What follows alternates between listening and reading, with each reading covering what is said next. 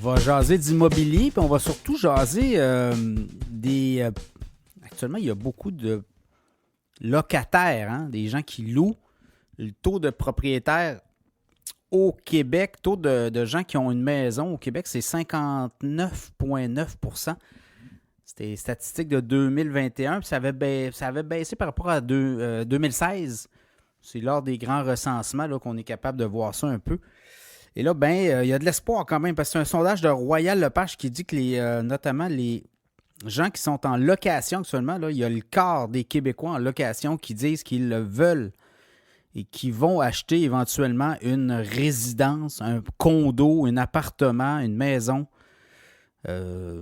logement quelconque. Donc, il y a quand même beaucoup d'espoir. Et là, là-dedans, si on regarde les chiffres sur les 18-34 ans, c'est 40 % des jeunes qui disent vouloir devenir propriétaire un jour. Évidemment, tout ça, ça dépend aussi des revenus, là.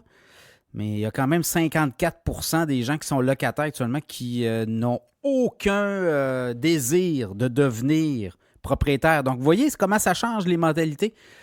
À un moment donné, l'idée de devenir propriétaire à tout prix, certains disaient il faut devenir propriétaire, alors d'autres, en regardant les chiffres, si on n'a pas d'enfants, si on ne veut pas non plus... parce que devenir propriétaire, c'est pas donné à tout le monde non plus, là.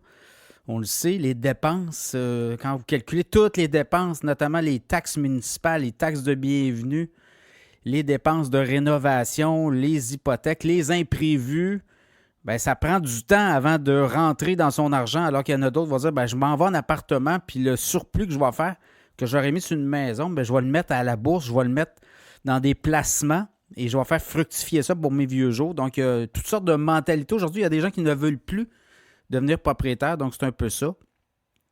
Et là-dedans, c'est quoi? C'est plus de la moitié des locataires là, qui n'ont aucune idée, ils n'ont aucune intention de devenir propriétaire, voilà. Mais quand vous regardez les prix aussi, ça continue de monter, là. Les prix à la région de Québec, unifamilial, on est rendu à 377 000. C'était le mois de mai, 377 820, c'est en hausse de 6 %. Et ça, c'est médian. Mais quand vous regardez région de Québec, Rive-Nord, on est à 410 420 000 le prix médian. Et sur la Rive-Sud, ça a grimpé beaucoup. Là, je regardais, ça a monté de 11 % le mois dernier. On est autour de quoi? 350, 360 dans le cas de la Rive-Sud. Autour de, là.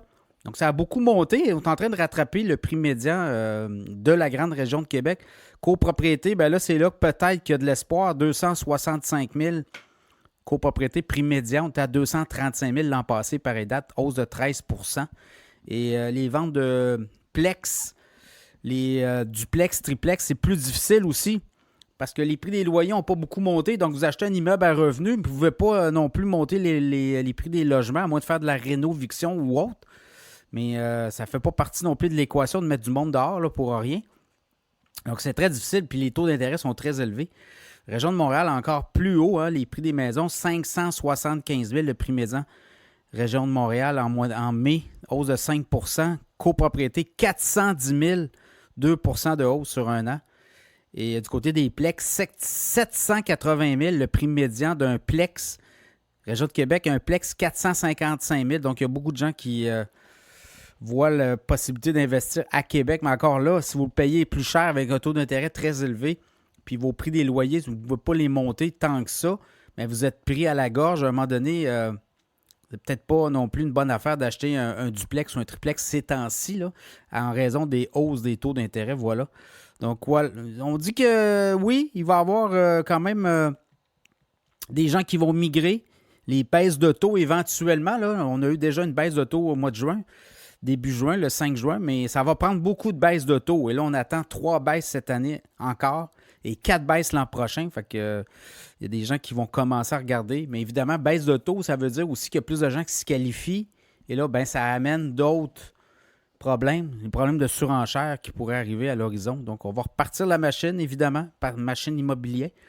Quoique région de Québec et région de Montréal, l'immobilier. Si vous regardez là, par rapport au reste du Canada, il y a un rattrapage à 377 000 prix médian dans le reste du Canada. Je pense la moyenne, en excluant Toronto et Vancouver, est autour de 700 000.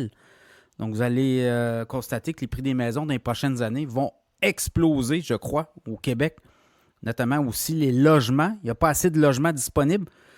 Donc, quand même, il y a de l'espoir. Au moins le quart des locataires au Québec qui veulent devenir propriétaires. Et quand on regarde chez les 18-34 ans, ben, ce ratio-là monte à 40 %. Donc, ça sera surveillé.